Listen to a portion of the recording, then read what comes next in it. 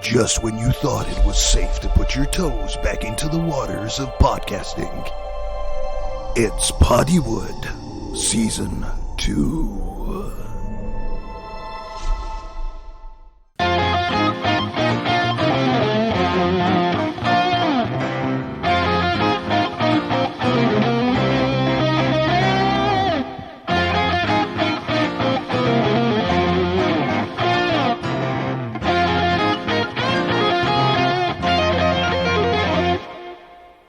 Hey everybody, and welcome back to Season 2 of Poddywood. I am one of your co-hosts, Steve Hester, and with me as always is... I'm the other guy, Andrew Roger Carson, if you need the name. Yeah, you're the tall one. Yes, you're the round one. Yes. It's like Laurel and Hardy if, Stan Laurel was about 8'2". Yes, that's about as good as an analogy as we're going to get, really. So anyway, here we are in Season 2. Wow, can you believe we got this far? It felt like only last week that we were recording the end of Season 1. I know. In reality, it was 2 weeks ago. I know. God, time really does fly, doesn't it? I got older. It's weird. Yes, you did, because you had a birthday. I know. And back then, Disney still had its Marvel release schedule in check. Can you believe that? Wow, what a coincidence. Right after DC Fandom finished with all of its trailers for its upcoming DC slate, Marvel mysteriously moves all of its titles back. I know. Wow. Who would have saw that coming? Well, if you're going to be bringing up DC, I know that it's now old news, but this is the first time I get to have a quick chat about it. The Batman trailer.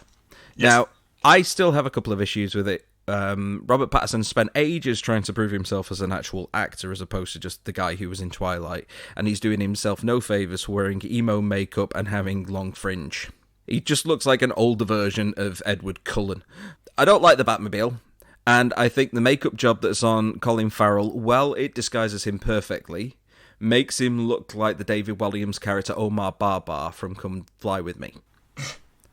Hopefully the actual film itself will be good. I am holding out a lot of hope that it will be good, especially the whole angle with the Riddler being kind of like a jigsaw kind of figure, which would then fit in if anyone's played the Arkham games. That's exactly what he is in that. So I'm holding out hope, but it's just these little things I'm not holding out for. Well, I actually really like the look of the Batman. I'm really looking forward to it. I'll be there in March seeing it. The shameful thing is, the trailer was actually that good that I actually want to see it now. It's like Dune. It just recently came out, and no one wanted to go and see it with me. So I guess I ended up going and seeing it on my own.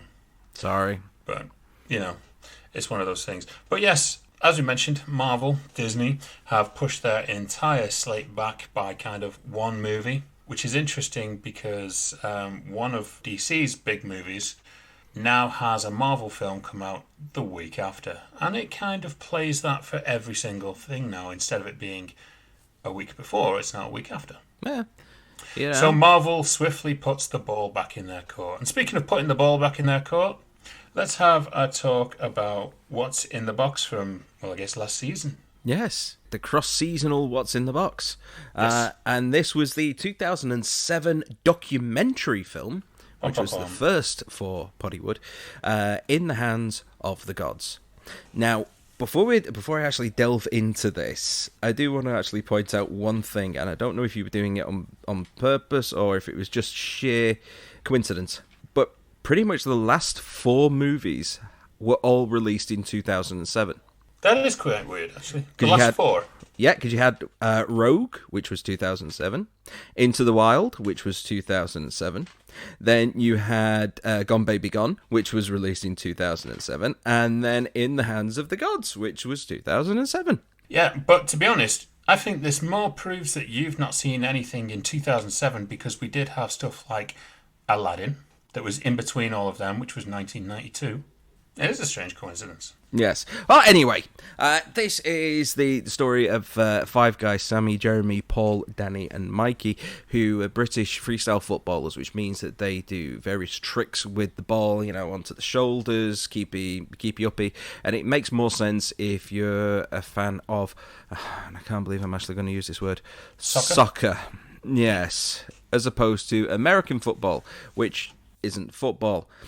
And it's their story of them busking their way across the US, starting in New York City and then going all the way down to get to Buenos Aires in Argentina to meet their hero, Diego Maradona.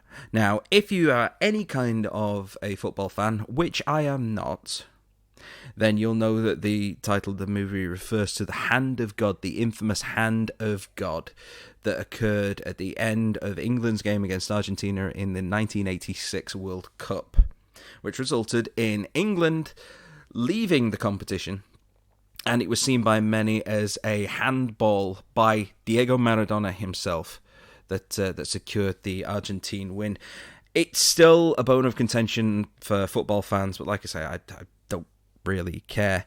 Now, if you are a footballist, then you're going to get something out of this film. If you're not a footballist, you're still actually going to get something out of this film, because it could be considered almost a companion piece to Into the Wild in some respects, because you've got a group of people who are going on this journey, this monumental journey, and they have very little preparation behind them. They have kind of like an idea as to what it is that they want to do, and they're going out and doing it, but without really anything to back them up going in.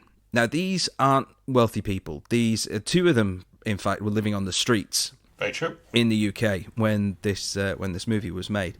So, you know, we're not talking about people that had access to a lot of money, and they're going out there, and there's many, many scenes of them busking on the streets of New York. There's a couple of them when they're in Dallas, where they're doing tricks in front of a stadium full of football fans at half-time, and so on and so forth. And the whole idea is about the conflicting personalities between them as they're trying to embark on this long journey, and there is a lot of conflicting personalities, traits between them.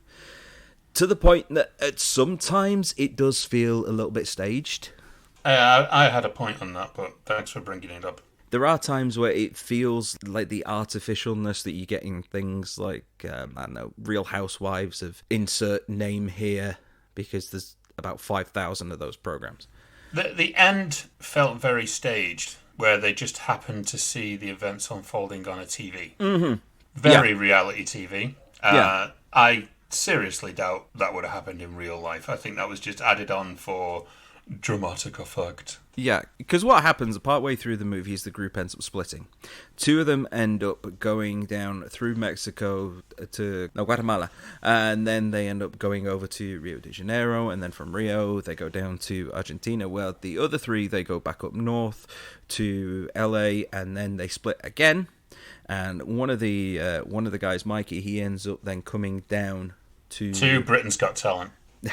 To Britain's Got Talent. Actually, most of these guys ended up going on Britain's Got Talent at the end. Exactly. Yes. But he ended up joining the two, Sammy and Paul, who ended up going down to Argentina to actually meet him. Now, those three did meet up with the Argentinian footballer, who definitely isn't a cheat. And they actually got to meet him. They got photographs with him. He signed their shirt and everything. And the last two, like you say, at the very end of the movie, these two who've been busking away for themselves in LA, they eventually get to Argentina and they see them on a TV screen. One of them just smiles. And you're thinking, no. Staged. Yeah, you'd be there going, oh, for fuck's sake, I can't believe this. Been through all this trouble and we missed it. You'd be stomping about the place. But the thing is, I always think about, especially when Diego Maradona does make his appearance, because they've been on TV and stuff talking about their plate, that they've travelled all this way. And it's like, Madonna? Yeah, Maradona. My God, she's changed. Yeah, she would have been easier to get hold of. But Maradona, he was purely doing that for a bit of publicity before he just decided to get in his car and bugger off. I think so as well. Yeah, it was like, I'll get lost. English. Yeah. There was parts of it where it's like, obviously the Maradona bit was a nice bit of publicity for him, I guess. Mm-hmm. Yeah, I do feel it was staged in some parts. That end bit, obviously, especially where they see them on the TV. Following that, the last time I saw them was on, I think, a couple of series of Britain's Got Talent. I think they were on there doing their trick stuff. But this movie does have one thing going for it. Which is what? It is currently the widest released documentary ever in the United Kingdom. Mm. Still to this day. Which is weird when you think I haven't even heard of this. I don't remember seeing any publicity for this, even back in the day. So, yeah, wow. Yeah, I remember it fully when it did come out, because it was released through Lionsgate here in the UK. And obviously, being in the UK, anything football comes out, people are going to watch it. That's why we've got movies like Escape to Victory or Green Street Hooligans or every kind of football hooligan movie that comes out that no one really gives a shit about, but they still churn them out. Yeah, it's like just full of cockney geezers going, do what, cowboy? Yeah, do him. Yeah, not him. You don't even need to write that script. No. All you need to do is just take a tape recorder into a pub. You've got a movie. It is. I'm sorry. They must do the same thing for EastEnders. Yeah, I know there's some people out there who are listening who have probably directed or starred in one of these movies, but come on, it paid your rent, all right? I mean, they're not great movies. They never have been a great movie to do with football hooliganism. There've been some well made, but they've never been great. No, I think the first Green Street was interesting because you had Frodo Baggins in it. That was it. Yeah, that was Green Street Hooligans. It was him and was it Charlie Hunnam? I think so. I think Charlie Hunnam got his thing from that. Yeah, it's football, isn't it? Yeah. I was only interested in that because it's Frodo being a yobbo. Yeah. Yeah, In the Hands of the Gods. Other than that, Yeah. Did you enjoy the movie? I did, actually. Like I say, there's a few bits which I am questioning the actual sincerity or the veracity of, but I really did enjoy it. In terms of an actual movie, there's some beautiful shots and there's some really, really nice moments between the two, particularly the end. And it does get a little bit sappy, but, particularly at the end. And it was kind of nice looking at all these various places going throughout the US and just thinking, I've been there. Oh, Grauman's Chinese Theatre. I've been there. Don't go near Grauman's Chinese Theatre because Hollywood Boulevard's a dive. But no, I enjoyed it, and I think because the fact I'm not a football fan, I was able to get some enjoyment out of it. It speaks volumes about it being an enjoyable movie as opposed to an enjoyable football movie. Football just happens to be the device which gets them to where it is that they need to go. Very true. Well, that's as good as we're going to get out of In the Hands of the Gods. I guess it's just time to go over to some anniversaries. We watch them again all of the time, or we get them on Prime for free. But we only know how old they are when we learn their anniversary. And I'm not doing any cowboy-related stuff this season because I was running out last season, so yeah. You could have said Dallas Cowboys because that's what real football is after all. So let's talk about the anniversaries for this week. Can you believe, Steve? Well, I don't know there, Andy. You tell me. Let's try that again because that was super annoying.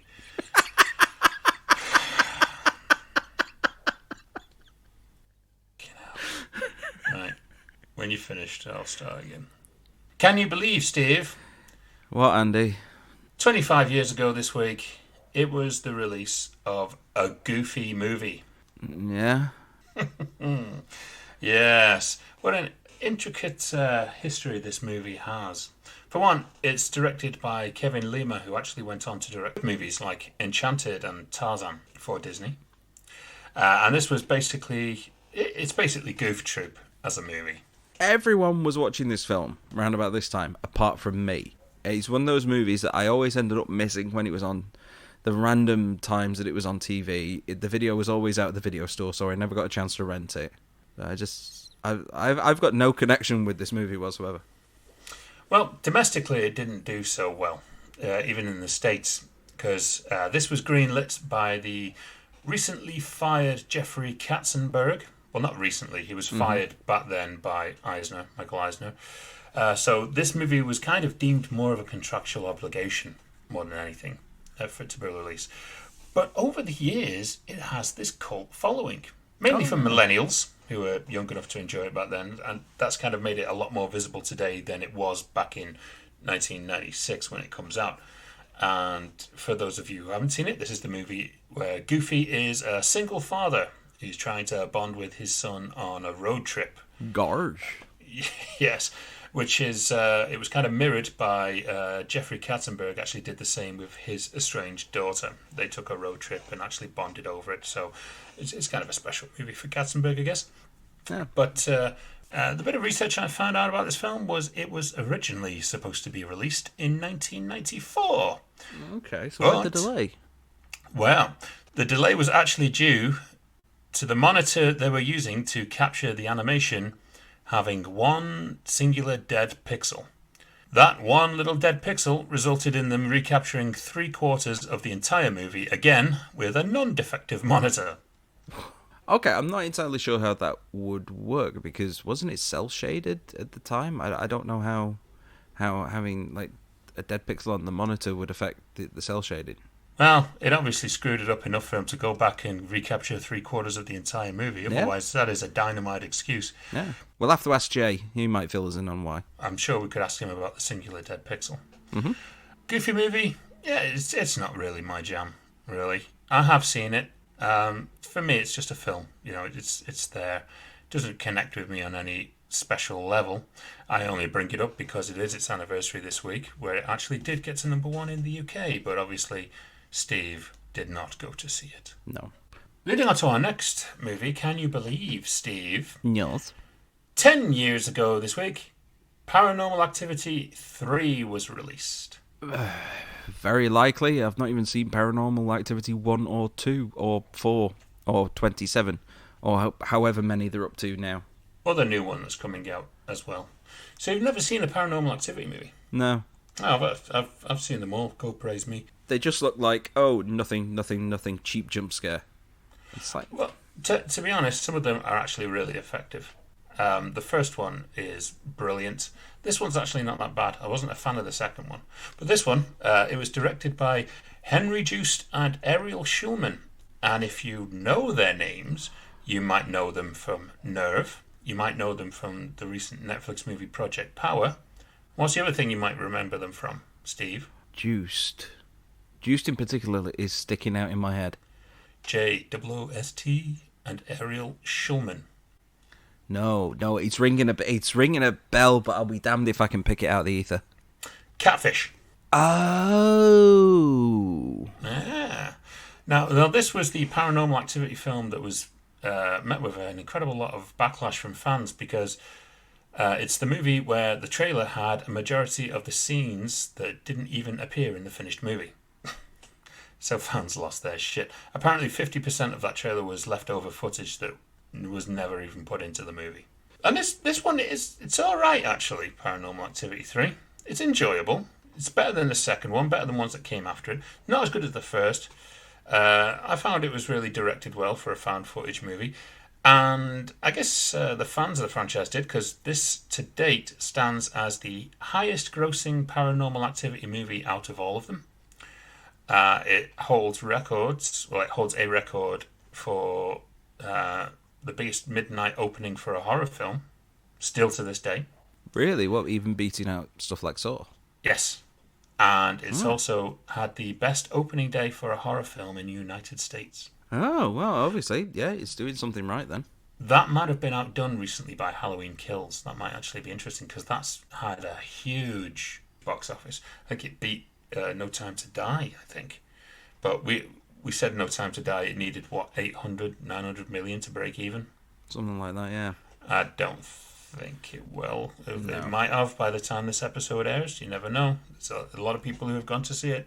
No, I'm reckoning that all these movies like Black Widow, No Time to Die, and all these other ones that were due to come out before the pandemic, they're not going to really make their money back in the short term. In the long term, yes, they're going to be fine. But it's going to be all these kind of lower budget movies that are going to start to recoup their losses. I mean, even stuff like Halloween Kills, I know it's the budget for that isn't exactly, modest, but because it's nowhere near as high as something like No Time to Die, they're going to be making more money back on that. Easy. Yeah, definitely. We've got the new Paranormal Activity, which is either a soft reboot or a new direction for it. I'm not sure until I see it. It's getting released straight to Paramount Plus, which is kind of weird for a movie of the Paranormal Activity. That should have at least got a theatrical run. Yeah. But, they know what they're doing. I'm just me, Yes. Even though I do love going to the cinemas, I am now a regular cinema visitor again because, well, there's not that many people. It's great. Well, to be fair, I've not actually been back since. I do want. What is it? I want to go watch. I want to go and watch Encanto, the new Disney one. Well, I'm going to go and watch Ghostbusters Afterlife. I'm sure you're going to want to come with me because no one wants to go with me to see that either. Let's see, shall we? Right. So what's next? That's it. That is all the anniversaries That it? for this week. So I guess it's just time to bring our guest on. Well, today's guest, it gives me a great pleasure to introduce to the show. Over the past decade, she's been a seeker of truth through some of the most engaging documentaries in American history. A legendary woman director in documentary filmmaking with 2 Academy Award wins, 3 Directors Guild of America Awards, 3 Sundance Awards, and 33 other award wins over an outstanding career. Her work has been selected for the National Film Registry by the Library of Congress as being culturally, historically, and aesthetically significant, and her moving image collection is currently held at the Academy Archive. Over her career, she has directed, produced, edited, worked sound, camera, and many more hats through many pivotal moments in history, pushing the boundaries and even putting herself in danger to tell the story exactly how it is. Now, over the course of my career, I've met many women documentary filmmakers, including award winners, all the way to 2 young women I work with, Joanne Parker and Abby Kerwin. Hi, girls. Hi. Hi. And most of them say the same thing. Barbara Kopple is the measuring stick when it comes to women documentary filmmakers. And it is a true pleasure to introduce Barbara Kopple all the way from New York City this morning. Good morning, Barbara. Good morning. That's quite something to live up to. Well, no, it is an absolute pleasure to have you here. There's so much history associated with you for documentary filmmaking. And we've so much to talk about. We really want to hear your voice on so much stuff. But I feel we need to start with your recently released project, Desert One. Okay. Actually, it just showed on the History Channel 2 weeks ago. Oh, perfect. So is that in the US and internationally as well? I don't know whether they're showing it globally, but I hope they do. Well, this is a documentary that takes an in-depth look at Operation Eagle Claw in 1980, which was an operation to rescue 52 embassy staff held captive in Tehran. And it's a story of tragedy and failure, but an incredibly engaging story, not just behind the mission, but also the tension that was behind America and Iran at the time. Now, I recently just saw it on Now TV here in the UK over the past week. It is an amazing work. How long has it taken for you to tell this story? I think we worked on it for about 2 years. It was a film that is different from most of the films that I make, but it also sort of featured Jimmy Carter, Vice President Mondale, Ted Koppel, a lot of people that everybody would know internationally. One of the men who, when I first spoke to him, his name was Colonel Guidry. He said Eagle Claw was the most audacious, difficult, complicated rescue mission ever attempted. It has been labeled a fiasco, a failure, a disaster, but it was a spark that created the mindset that we needed to build up special ops to bring it to where it is today. So that was his quote when I first talked to him. That's a hell of a quote. It really is, but that's what really happened during the time. Also to the guys, because they were so humiliated about what happened on this mission, didn't really want to talk about this very much. So finally, when I was able to start filming them, it just started pouring out. I mean, these big Delta Force, strong military guys in tears over what had happened. Also, we filmed the 52, not all 52, but we filmed many of the hostages and really learned about, how they survived and how they felt that they weren't the heroes, that the people who were the heroes were the people that were ready to sacrifice their life to do this very complicated mission to save them. And also, too, The mission was in total secret. Nobody could know what was happening. So there wasn't even one photograph of it. So we had to use animation to depict the mission. And the beauty of what happened is that it premiered at the Toronto Film Festival. When the men saw it, they just said, "You got it. How did you do this?" And it was, of course, through their stories. Also, Jimmy Carter was very hard to get, and I knew that I couldn't do this film without him. He, of course, was the President of the United States, and this was the worst thing that ever happened to him. And he didn't want to go in with military might. He wanted to go in and save people and use diplomacy and not allow these families who are waiting for their, sons to come back to be in this kind of pain. So I kept calling and calling.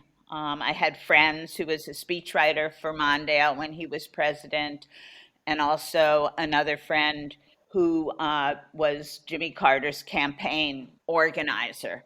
So I had a little help there, but they all told me that I had to call this guy named Phil Wise. And so I called, and of course I would never get him. I'd call him at the Carter Center, and he would get on the phone and go, "Howdy, this is Phil Wise, and I'm not in right now." And I decided what I would do would be to have a relationship with his voicemail. so, so I called every 3 days or 4 days for 3 months, the poor guy, telling him, "Oh, we shot this today," or "This is happening, and this is why we need President Carter so much, and how are you doing? Do you have a family?" I would just talk into his voicemail. Finally, one day my cell phone rings, and the guy gets on, and he goes, "Howdy, this is Phil Wise." And I thought I was dreaming. And I said, "Yes, I would know that voice anywhere." He said, "Okay, Barbara, we decided we're going to let you film President Carter. It'll be on February 14th, which is Valentine's Day, and you'll only have 20 minutes. And I was so excited. So I went out, about a few days before, bought the best chocolate I could find to give him. And I had been to South Sudan, and Kate Taylor, who's James Taylor's sister, was teaching them how to bead as well as singing with them, the women there in South Sudan who had gone from north to south and had, getting away from their slave masters to some sort of freedom. And so I bought one of the hearts, a red heart for the First Lady, which was wonderful. But they told me I couldn't give it to him because that would take away from my time. Yeah. Yeah. So I went and I filmed him, and I got actually 19 minutes, 47 seconds, but... That's exact. Yes. But it was wonderful. I mean, the things that he said were so moving and so beautiful. One of the things I asked him was 8 men died during this mission due to stupid failures of the Americans. A helicopter hit a C-130 and they both exploded. And so there were 8 beautiful young men who were on there and they died. And I asked him about that. And he said that he was absolutely heartbroken that, his father had died when he was younger. And he never thought that he would feel that kind of pain again. But when he heard about, these guys, that kind of pain just rushed over him. I mean, he's such a decent, wonderful human being. Well, it's obvious that this was a very, very emotional project on many levels. Would you say it was one of the most emotional that you've undertaken? No. No. I mean, I think a lot of the other films that I've done have been very emotional. So this is one of them, but in a different way than some of the others. Most of the others, I lived with the people and were with them. And they were people who in their life were fighting maybe a mission in their personal lives that maybe they couldn't win, but they felt that it was the right thing to do. Well, as a filmmaker, you are politically driven to some extent. And obviously, we've just pulled through one of the most volatile chapters of American political history, I think it's safe to say. Coming into Desert One, obviously, as you say, you focused on the Carter presidency at the time of the mission. But whilst you were making Desert One, during all of this time of political upheaval in the US, did you have any concerns about highlighting a time when a president was advised to abort a plan and actually did, in a time when a president was basically refusing to admit defeat? Well, what happened was, which was pretty interesting, is that they had made an agreement that if they had less than, I think, 6 helicopters functioning, they had 8 altogether, that they would abort the mission because it was too dangerous. It had too many different moves to it. And that had been decided. And because the mission, it was Murphy's Law that if anything could go wrong, of course it did go wrong. Yeah. So what was really extraordinary, though, for us is that we were able to uncover some audio tapes because it was total silence. Nobody could even say if their helicopter wasn't working because they had to keep things silent throughout. But the generals would call President Carter on a satellite phone, a super secret satellite phone, and bring him up to date on what was happening. And that was audio that nobody had ever heard before. Wow. And it was pretty interesting what they were telling him and how he would respond to it. I mean, things like, well, there was a bus that came down, and there was a truck that had a lot of petroleum that came down. And, you know, this was in the middle of the desert, in the middle of nowhere. And President Carter would say back, did you have to pick such a busy highway?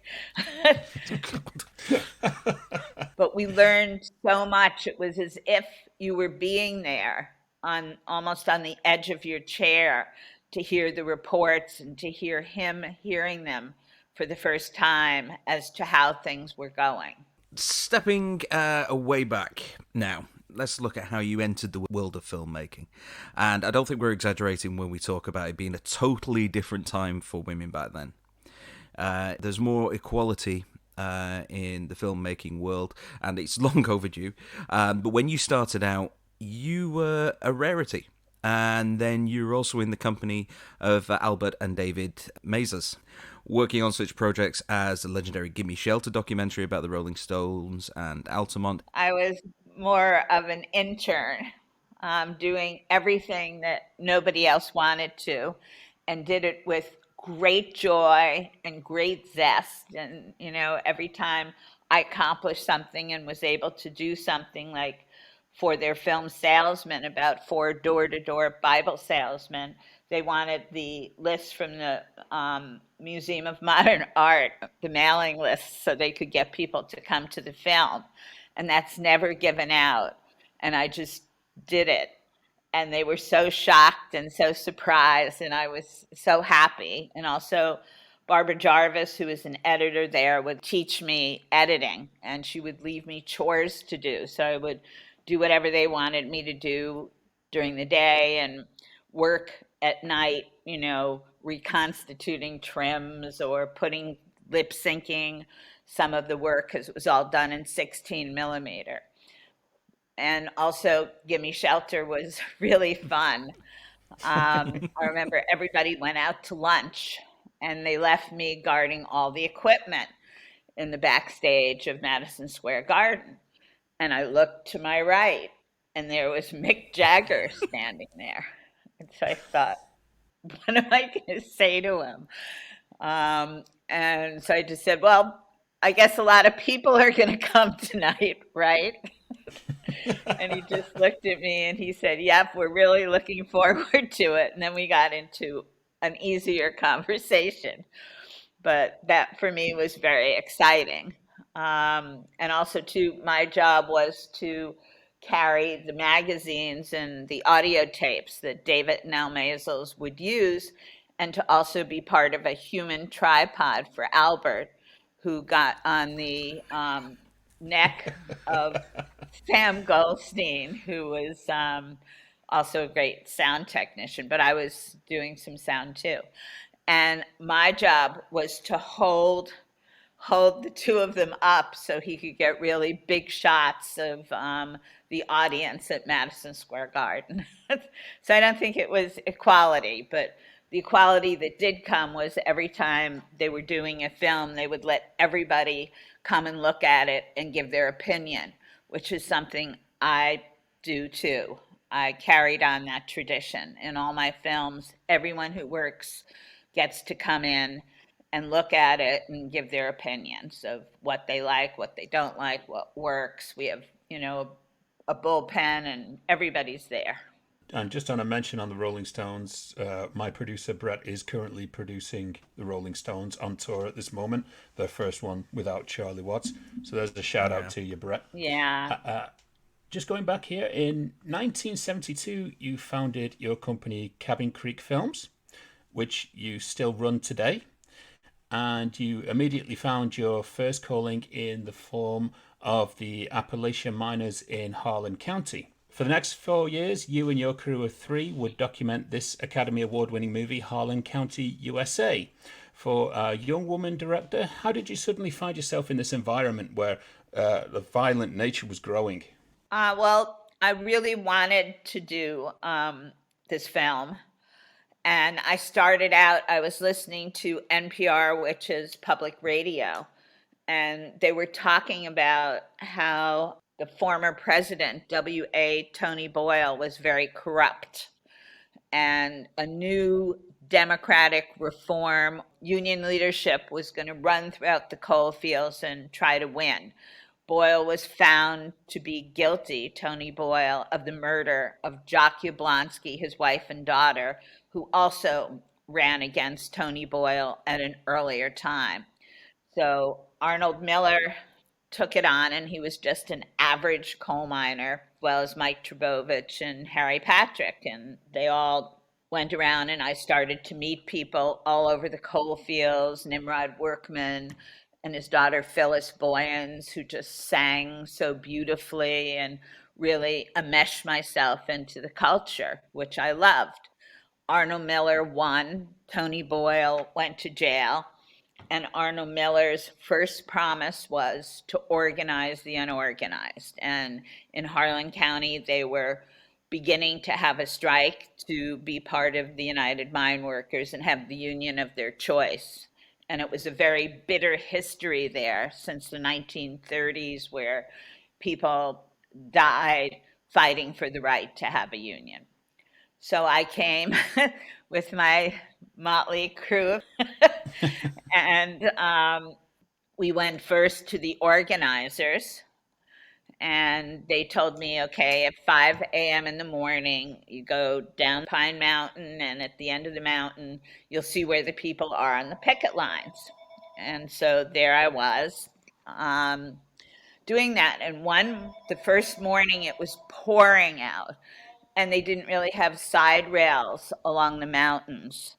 And so our car flipped over. Another car passed us, and we lost control, and our car flipped over, and we sort of got out of the car and walked to the picket line. And it's a very small town. And so they started really opening up to us. When the first time they saw us, they didn't. They lied about their names. They thought maybe we were hired by the company, even though we sort of looked like, New York hippies. From there, life opened up. We lived with the coal miners. They protected us, and I did have some extreme moments, but, I was young. I was in my 20s. You were invincible. Totally, still invincible. Well, exactly how much hostility were you met with from both sides? Just the first day from the miners' wives, but it really wasn't that much hostility. And even, the gun thugs would let us go on their line and talk to them. But one day, they had told me that in the 60s, a camera person who was filming there, we were all called outsiders, was standing on somebody's lawn, and the miner inside the house shot him. And so Basil Collins, who was the chief, foreman and also really against us, called me over to his truck and he asked me for my ID. And I did have a United Press ID. And so I asked someone to get it for me, Ann Lewis. And then we started talking and he sort of let me interview him a little bit. And then I asked him for his ID and he said he thinks he might have lost it. So I said to him, well, I think I might have lost mine too.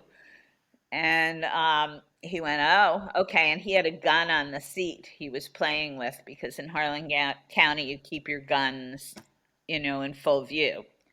So he drove into the mine and all the miners and the women crowded around me. They said, he's going to get you. He's going to get you. And started telling me stories of other people who had been shot. Wow. Well, whilst many documentaries, I guess they kind of focus on the events unfolding, and your work has always had this more element of individuals within the event as the focus. So when you were starting out as a documentary filmmaker and kind of seeking funds or grants, was there more of an inclination to provide funding to document the events over the people involved in it? And would a pitch to focus on a people perspective, would that sometimes prevent funding from institutions? Oh, funding was so difficult. For our film American Dream, Esther Cassidy and Peter Miller did fundraising for us from every church, everywhere you could imagine. And I think I have a whole box of rejections that I've kept all these years. One of them saying, we would rather fund trees because they don't talk back. The heat would go off. I would come back from a long shoot and it was a walk up after 6 o'clock and they would turn the heat off and I would feel sorry for myself and I would sing, to myself, you can do it if you really try. It's always been difficult to raise money for documentaries. Well, today documentary filmmaking is huge and it's a major part of streaming services and indeed theatrical showings. Now, compared to your earlier works throughout the 70s and 80s, how much easier is it to get funding and attain the interest in documentary financing today? It's much easier now, but it's also hard on certain projects that are your passion projects. But they call it the golden era of documentary now because so many people are doing them and they're so powerful. I feel so lucky to be part of this community. Funnily enough, I was having a conversation the other day through email with a documentary producer by the name of Troy Nankin, and his movie introducing Selma Blair has just been released this past Monday, of which we were having conversations about. And straight away he came back to me, and as soon as he heard that you were coming onto the show, he wanted to tell you that Harlan County, USA was one of his inspirations. He's a big fan of yours. So, well, tell him I look forward to seeing his film and, anything I can do to help him, I'll be glad to. As documentarians, we all really help each other and try not to be competitive with each other because if one of us does well, it means everybody does well. And it's always been that way. I remember at the Academy Awards for Harlan County and for other films, they sat all the documentarians together. And when it was our time to be called, we crisscrossed our arms. And when they said Harlan County, I felt these two hands just pushing me up lightly to go up to the front. And, for me, that was unbelievable. I could feel my heart beating inside the auditorium, and Lillian Hellman gave me the award. wow. Well, even wilder because the Academy Museum, which has just opened, I think, last month in LA, and the whole history of film. And I went to see it, and, there are 5 floors. I started on the 5th floor, and I went all the way down, each floor to the 2nd floor. And I was just shocked because there was a big picture of me on the wall. Wow. Along with 20 other, actresses and directors and whatever. And when it was the turn of the picture to say something, you could hear everybody's Academy Award speech, and then it would rotate round and round. Wow. And I had no idea that was there. So I was just didn't want to leave the 2nd floor. And then they also had a lot of people's Oscars, of which Harlan County was one. And Harlan County, when they came to pick it up, I thought they were just going to put it in a corner and show a few clips of the film or something like that. They polished it. It was gleaming, and they encased it, and I didn't even recognize it, and it was right next to Sidney Poitier's. Oh, God. Wow. Well, before we go any further, and I may never ever get the chance to actually ask this of someone who has actually picked up one of those statuettes, what was that like, stepping onto the stage and holding that thing in your hand, knowing that you were surrounded by basically everyone that is more or less the entirety of the Hollywood movie industry staring up at you? Well, it was sort of interesting because my distributor at the time, who was a great distributor, Don Rugoff, and he distributed a lot of, documentary films as well as other independent films, decided that I should not be allowed to enter the film for an Academy Award.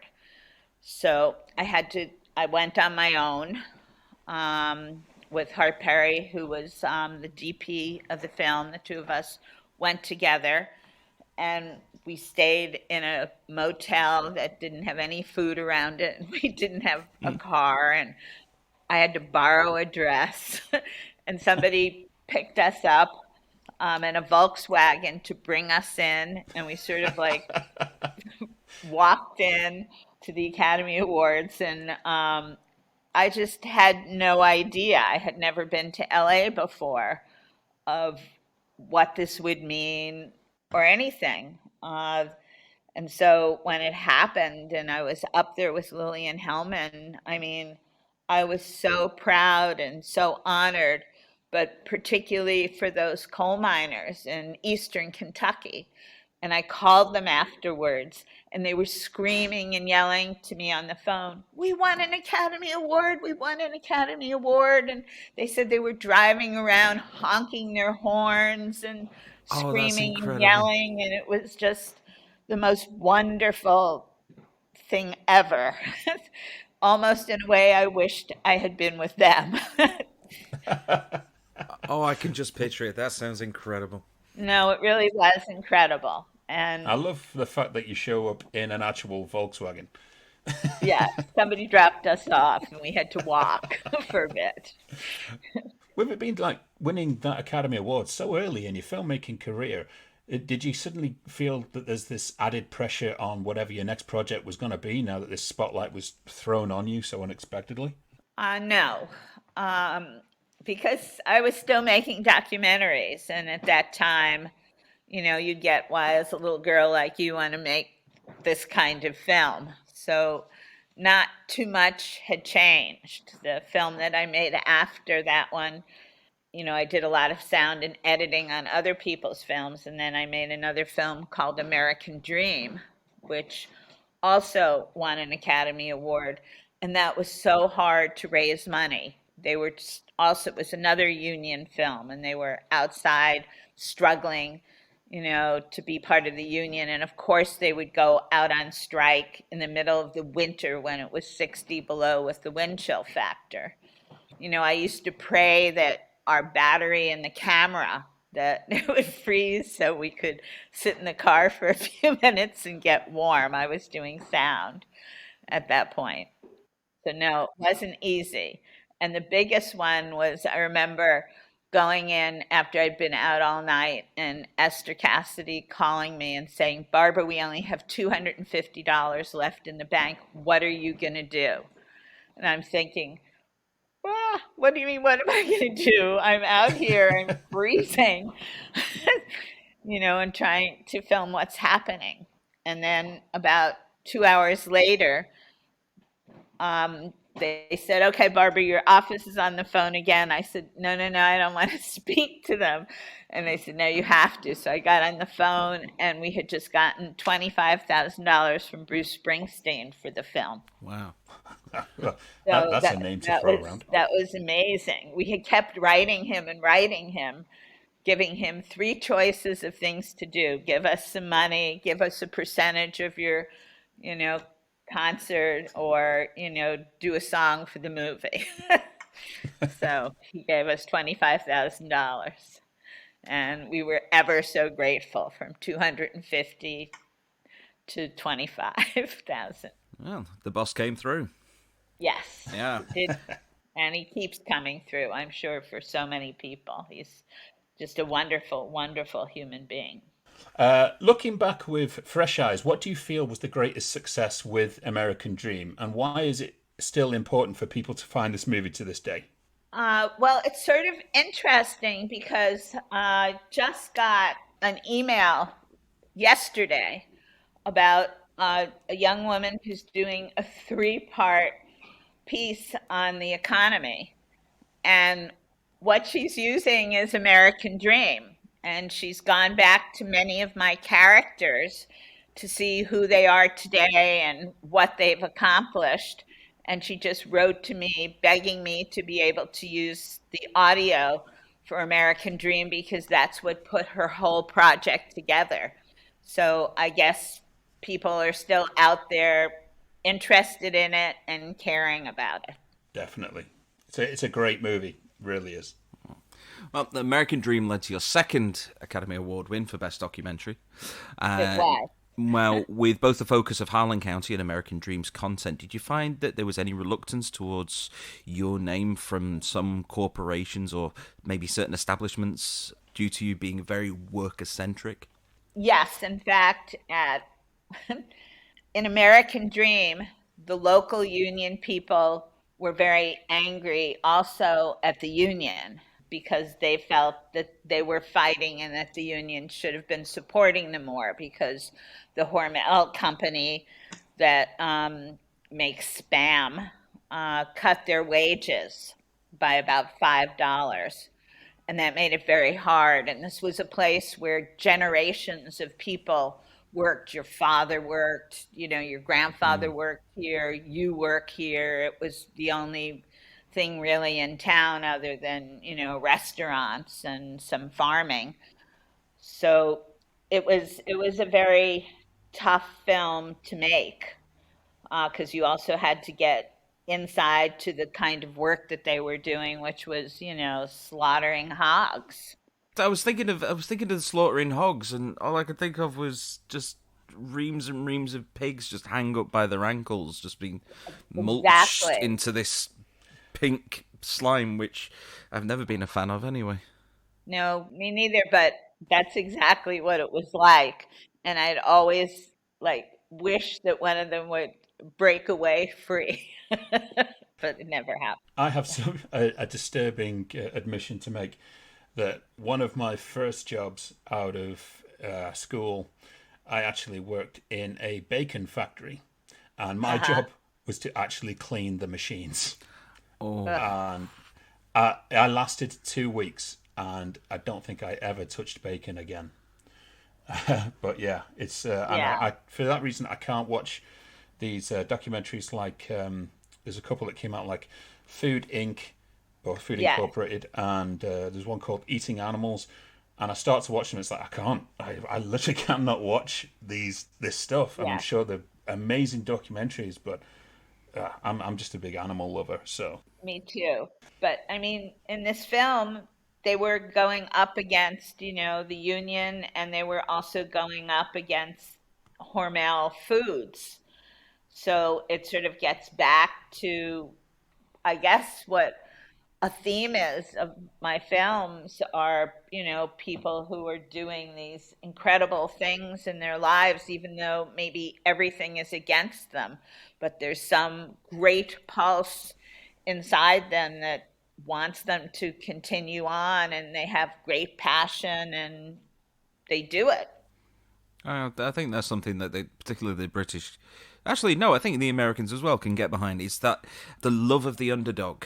Exactly. Supporting the little guy against the David versus the Goliath kind of approach. I think that resonates with a lot of people. Yeah, that's exactly right. And even in another film that I did about Miss Sharon Jones, who's a soul singer, Yeah. she was trying to defy a serious pancreatic cancer diagnosis. And for me, that meant that she was doing something more heroic and interesting than I could even fathom. Because most people, as you said, the underdog, or this is a lost cause, but they just do it because it's worth fighting for, no matter what the outcome's going to be. And Sharon Jones, and the Dap Kings had been singing for a very long time. She's the lead singer. She's this absolutely amazingly wonderful, talented woman. And at the beginning of her, career, she actually worked as a prison guard in Rikers Island for a little bit because she couldn't get work. And then she was doing weddings. And she had her two backup singers who she then bought to the Dap Kings, Starr and Sandra Williams. And she was amazing. I mean, I thought she was going to be fine. She had an operation called a Whipple. She entertained everybody while she was getting, and they were getting chemo. And then she did her comeback. And for a year, she toured after that with the Dap Kings. And her first night, she was so scared. She was trembling backstage. And then as she sort of parted the curtain after being gone for a year with this terrible disease, she looked like a prize fighter, just ready to go into the ring. And she gave it everything she had. And she, forgot a couple of the verses, and they helped her, and the audience loved her. And it was very beautiful to be able to get to know Sharon, to work with her. Her voice was so phenomenal, her energy and her passion. It is. It's a truly great documentary as well. I feel we're going to say that over every documentary we talk about at the moment, but it's true. The one that I definitely wanted to bring up here is one of my favorite documentaries, and it's the 2006 movie Shut Up and Sing. Uh-huh. Which detailed the Dixie Chicks, if you remember them, Steve. Mm-hmm, I do. Yep. They're now known as the Chicks. They got rid of the name Dixie. Yes. Well, they faced, at the time, intense public scrutiny during this time because the lead singer, Natalie Maines, while in London on stage, gave a criticism of the American president at the time, George Bush, during the concert. Saying that, and I'm paraphrasing, but they were ashamed that he was from Texas as well. Yes, because they didn't want the war in Iraq. Exactly. Yeah, we don't want this war. Yeah, and the backlash that met with Natalie and the Chicks as well. I think you could class it as one of the earliest forms of cancel culture gone extreme. Now, as yourself, you're a woman with very strong political beliefs, and no doubt you've encountered a lot of hate and threat by standing firm by them as a filmmaker over time. At this time when Natalie was going through this during the film, were you able to kind of step from behind the camera and provide some assurance and comfort for Natalie during this time? She was getting death threats, she was getting political and corporate backlash and open hostility towards her as well. Natalie Maines did not need any confidence. She does come across a very confident person. And I co-directed that with one of my best friends, Cecilia Peck. And Natalie was totally strong. And what it really said to me, this film, is that, wow, friendship is so incredible. It really helped me to understand what it means to have friends who will always have your back, will always stick together, no matter what hard situation you're going through. And that was what doing that film brought out most for me. That if I had friends like that, I would be the luckiest person in the world. Did it actually start out as more of a kind of a profile and a tour documentary, and then it kind of escalated into what it was during? No. We went to their manager, Simon, and Cecilia and I, and we said, we love this group. We just want to do a film about them. And somebody else had filmed, her first statement about President Bush that got them blacklisted. And that hadn't quite happened yet when we went to Simon. And he said, oh, no, why would you want to film them? Nah. And so the minute that statement was said, we went racing back to Simon. He said, okay, go do it. And so we knew we wanted to for so long because they were such impressive women. They were so bright and so together and so passionate and fostered the hardest times. And then at the end of it all, I think they got 4 or 5 Grammy nominations at the end, even though people blacklisted them and treated them poorly and had death threats, and their singing and their lust for life was just too strong to keep them back or to let anyone hurt them. I do wonder what the backlash might have been in recent years with Donald Trump, because there were a number of celebrities that were very, very vocal about his presidency. So I wonder if it would have had the same effect. I think Donald Trump couldn't hold a candle to the chip. Oh no, they steamroller all over him. They would love it. They would never be afraid. We need a sequel. Yes.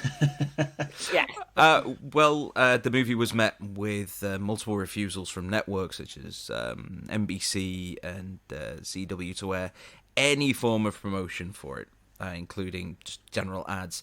Now, as this was not covered in the documentary, and the reasoning was proclaimed to be that the content didn't match any appropriate programming, or that the channel had a policy of not promoting programming dealing with public controversy. Now, in your view, Barbara, was this a move to damage your movie, or was this just them trying to distance themselves from it? I think it was just their loss, their stupidity and their loss. And, Miramax distributed the film, so it showed in theaters everywhere. Yes. I think so as well, because I think certainly with something like this, and it was probably was one of the most politically charged times before 2016. Yeah, but you can't let, somebody who's afraid for their job get you down. In later years, they'll come to regret some of the things that they did. You just have to keep moving on. Exactly. As a filmmaker, what do you feel are the greatest strengths that women filmmakers provide, especially in the world of documentary filmmaking? Oh, yeah. I think women really support each other and really help each other, mentor each other, look at each other's work, want each other to succeed tremendously. And that's a real force. And I also think that we can get away with a lot more, having the female gaze. Like I did a film on Mike Tyson. And if you're a guy and you're doing a film on boxing, you're supposed to know stuff. So you can't ask, sort of emotional or empathetic questions. And I could, and they figured she doesn't know anything about boxing, so we'll try and help her out. So I think as a woman, you get away with a lot more. You can ask things, you can, do things that men aren't expected to do. Do you think that then bleeds on to the viewer's experience as well? So, for example, I know nothing about boxing. So, if you're there being able to get all this information directly from them, do you feel that that helps the viewer? Oh, of course, because you get people to really dig deep and tell you the things that they're really thinking. These very big, powerful guys who ordinarily wouldn't tell that to anyone. One of the reporters in talking about Tyson said that, Tyson was so sad with all the things that were happening to him that he just put his arms around this reporter and cried on his shoulder.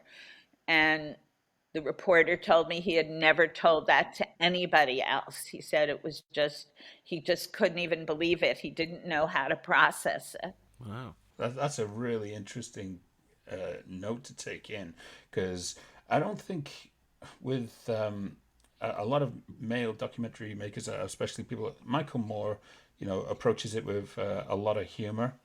And Yes. a lot of women directors, like the few that I know in Lucy Walker especially. Yes. She approaches with a very kind of emphatic delivery in her documentaries.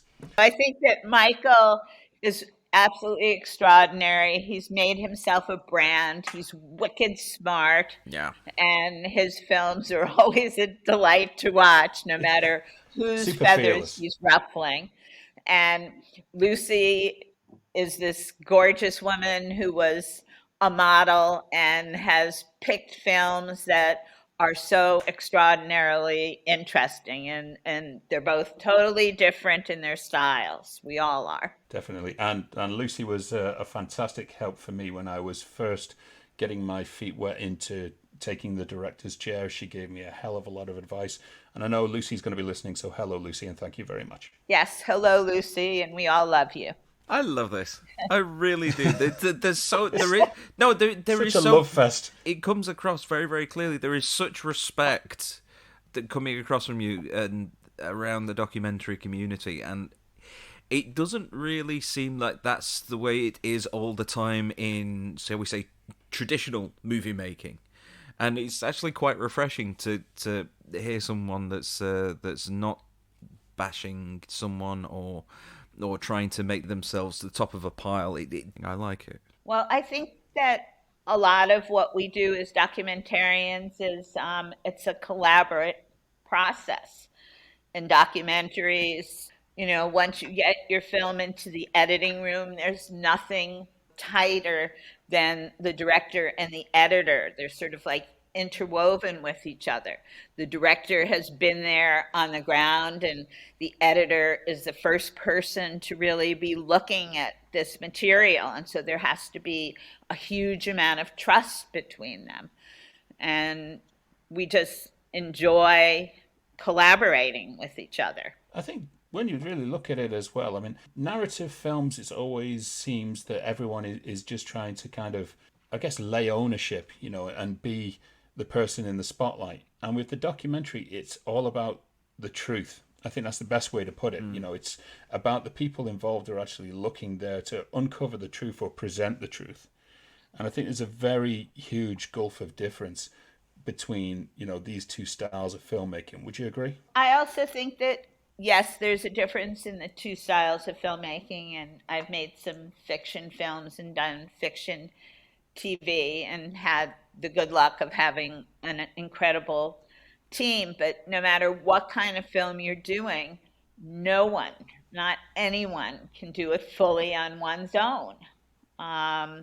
We all have to work with everyone, whether it's on set with a fiction film, with, wardrobe and stylists and DPs, and the same with documentaries. You're a tight knit little crew, and your persuasion is really those characters, bringing the best out of them, allowing them to bloom, allowing them to be the people that they are.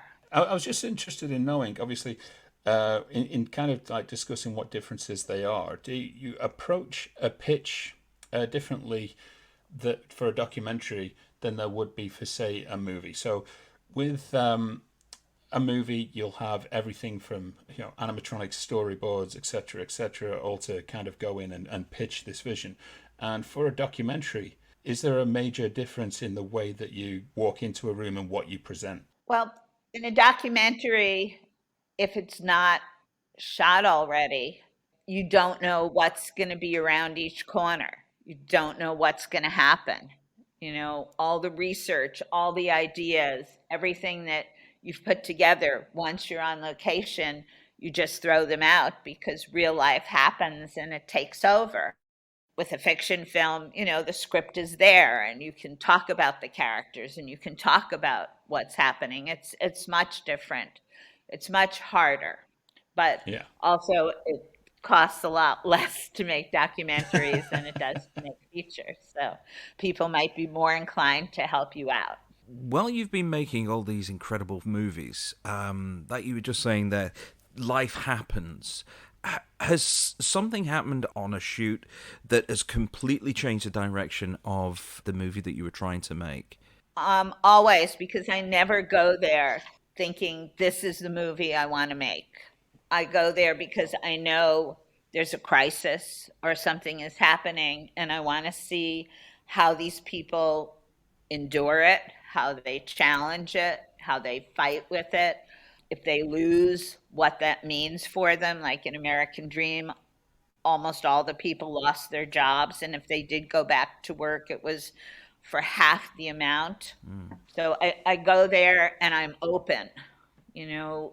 People that I thought maybe were going to be the main characters aren't always. You just go and embed yourself in somebody's community and film life happening. So in doing that, how do you kind of know? Because obviously I'm not a documentary filmmaker, but how do you... We're going to make you one. We need you. How do you know when you have the story? Obviously, if you've been shooting, say, like for Harlan County, you'd been down there all that time, you were shooting everything. When do you know you've got enough to make that movie? Or if events are still going on, do you extend, or do you just make a decision like, okay, we've got enough here to make a movie? Well, in Harlan County, for example, everybody thought that I was going to stop when they got the right to have a union. A coal miner was killed by a company foreman, and that's what ended the strike. And he left a 16-year-old wife and a young baby. So it was very dramatic. But they were still getting the right to vote for the very first time on the bigger contract to improve their wages and vacation and working conditions. And so the last 10 minutes or so of the film is that struggle. And they lost the right to strike in that struggle. And the quote from the film is, "Coal miners will always keep struggling." So I went on a little bit with that, much to the dilemma of, the people I was working with. Oh, you can't do that. It's over now. No, it's not. I just want to do this last thing. Well, in that case, speaking of that, Harlan County, USA came out in 1976, which is quite a while. Oh, is it 77? Yeah. Oh, I do apologize. Yeah. IMDb lies. But are you ever tempted to go back and revisit the subjects of your previous movies? Well, I always fantasize about it. Harlan County was just on Turner Classic Movies Friday night. So they keep replaying it, and I feel so happy that they do. But I've been getting calls from the children or the grandchildren of the coal miners in Harlan.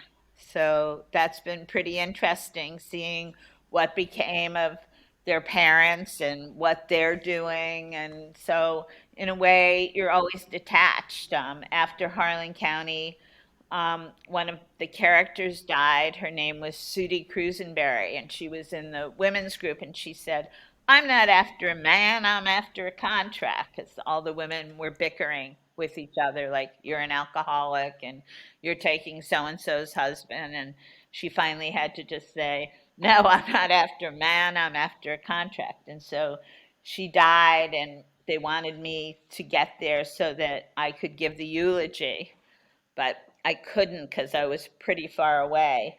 And so I guess I did a written eulogy that somebody read. So, in a way, like with old friends or people that you consider have become a new family, when you're with those people again, it's like you're just taking off again. Winter Soldier people, some of the Vietnam vets still call me.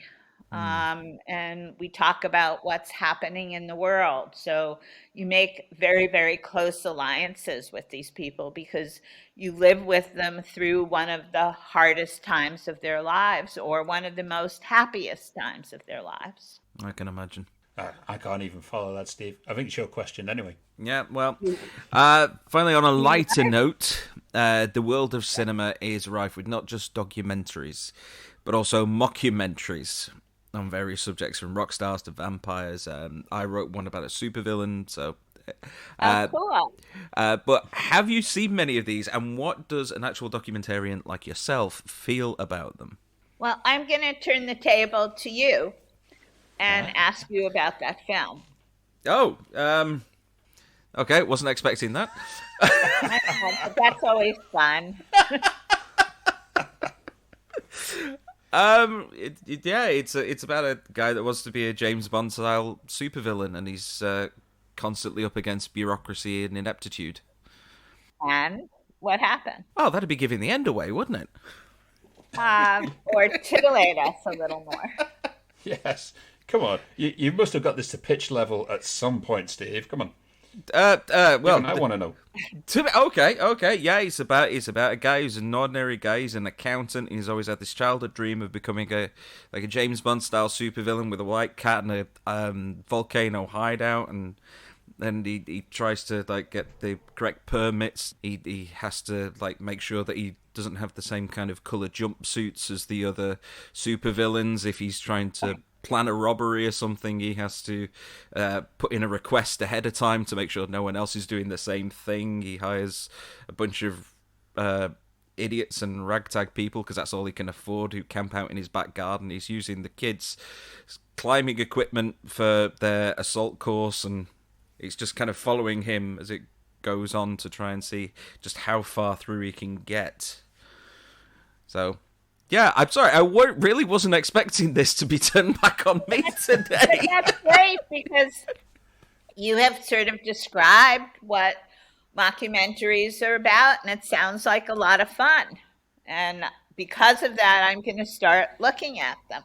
In that case, start with What We Do in the Shadows. It's a New Zealand film made by Taika Waititi and Jermaine Clement.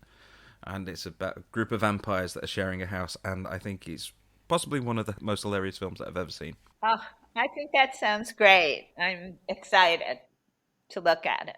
And yours. There you go. So now you've got to go and make it, Steve. Oh, God. Fight that infamous English roadblock of trying to get a movie done nowadays. No, you make movies. I just sit here and talk about them. We all did at one point. I feel so embarrassed right now, and I don't know why. Oh, I'm sorry. No, it's okay. I just wasn't expecting that. But isn't that more fun to do something that you don't expect? Yeah, I guess so. I'm not looking forward to editing this section, but yeah. See, now you know how I felt when I had to do my director's vision video a couple of weeks back. And I was like, oh, people are asking me questions about my own project. and I don't even like being on camera. Well, say a little bit about it. I mean, everybody else is talking about it.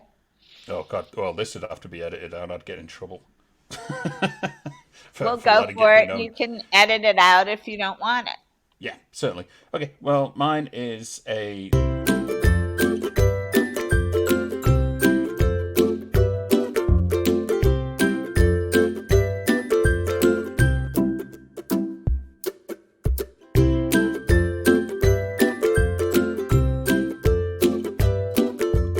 as the movie goes along. But I had to sit there and talk about it, and it was like, wow, I've never been so unprepared to sit in front of a camera. Oh, but you were talking about something that you deeply cared about. Oh yeah, it was fine. As soon as I saw the first lot of footage, I was like, there's no way that is what we are using. Let me sit down and do it again. So I kind of directed myself on the second one to be more upbeat. And, it actually worked. They've done an amazing job. And Joanne Parker is a huge fan of yours, and she's going to be listening in. So Well, we'll give applause to Joanne. Good. there you go. She's going to be posting I guess we're getting back to the whole idea of collaboration, and whether that's the producers, the directors, the sound recordists. I've been lucky enough to work with a producer named Dave Cassidy for maybe 17 years, and that's so wonderful to have somebody who knows me so well. So out there, it's a lot of different people that make these films happen, and you only do it by working together. Yeah, that is a very good point. And with that in mind, I guess we want to hear what your nominate 5 would be. Now's the time to nominate 5. Nominate 5? Yes, nominate 5. Not 3 or 4 or 6 or 9. Now's the time to nominate 5. And there goes the sterling reputation we've had for the last hour with Barbara. Yes. You're just going to go away and think, who are these people? No, I love these people. I'm looking forward to doing a podcast with the two of you. Perfect. Yeah. That'd be interesting. Okay. I'm not nominating 5. I am feeling that there are so many wonderful, wonderful filmmakers out there that they're all become like your children or your family. Well, that's good, Barbara, because we're not asking you to nominate any 5 filmmakers. Because as more and more women are turning to documentary filmmaking, as we mentioned earlier, and it's a doorway that you've been very instrumental in opening wide. Today, many women actively seek to become directors in the genre and working their way through the various fields such as you have. So for the nominate 5, we just wanted to ask you 5 top pieces of advice or wisdom that you would pass on to these women about to enter into the world of documentary filmmaking, fight for their place in the business, working towards truth in the work, and what you would want them to take with them moving forwards. Oh, dear. Okay. That way, we're not highlighting any directors. Okay. I think passion of the subject and really being able to understand it, to pick a team that has your back and will support you, not to let anyone tell you that you can't do something, and learn as much as you can so you feel very confident in what you're doing. If you talk about your project, others will help you and help you get it done, and to believe in yourself. I think that last one's probably the most important, really. Because if you don't believe in yourself, then who will? Right. Yeah. Well, Barbara, listen, it has been absolutely amazing having you on the show. You've made us feel so welcome in welcoming you. And it's just a pleasure to have someone of your caliber on. And I'd love to know, what have we got coming up from Barbara Kopple? Anything you can tell us about? Yeah, we're in editing on a film on civil rights. Nice. Which we started filming in 2018 and then went through the whole COVID area. And it's about 2 extraordinary leaders. Mark Morial, his father was the first Black mayor of New Orleans, and was the second, and he's now head of an organization that is very, very widespread. And Janet Margia, who worked with the Clintons, and now she is in charge of a very big and powerful organizations. And the 2 of them have come together to end voter suppression, to end discrimination, and to try from above to get legislation done and that's what it's about. Wow, fantastic. So when will we hopefully be looking to see this film kind of hit whatever platform or anything? Do you have an estimated date? We don't now. We're in editing. Okay. So we will let you know when that wonderful day comes. Well, and we will promote it heartily. Yes. You are a friend of Poddywood. You are always welcome to come on and have a chat with us and promote whenever anytime you want. Oh, Yes, you guys indeed. are wonderful, and it's been really fun for me to be on with you, and thank you. It has been so much of a pleasure to have you here and talk about your career. It really has. And give a big hug to Esther for me as well. I certainly will. Okay. Well, thank you very much for coming. We look forward to seeing all of your work and all of your films that are there to be rediscovered by an entire new generation of documentary filmmakers. Go and check them out, find them. Desert One is currently on Now TV here in the UK, which you can find. It is definitely worth a watch. And yeah, let us know your thoughts. And Barbara, we wish you all the best and bring home statue number 3. All right. I will try. Thank you. Thank you, Barbara. What's in the box? What's in the box? What's in the box? What's in the box? What is in that box? Well, there's only one way to find out. And what's going to happen now is that Andy is going to plunge his hand into a box full of movie titles that are all certified fresh on Rotten Tomatoes. If he pulls out the name of a film that I haven't seen, then I have to go away and I have to watch that movie before we record our next episode. And if I have seen it, then he has to keep pulling out names of a movie until we find one that I haven't seen. And I'm sure we'll exhaust all of 2007's movies while doing it. Yes, we will. So that's basically that. Thought I'd get the introduction out of the way so we can just get on with this whole thing, and then we can finally get to the pub. Yes. Okay, you ready for your What's in the Box this week? I'm always ready for my What's in the Box. Okay. First one. Walt Disney's Pinocchio. Seen it. Thought you would have. Okay, it's a good job I picked another one out. Yes. Oh, Dennis Hopper's 1988 movie Colours. Cool. Ah, no. Oh, no.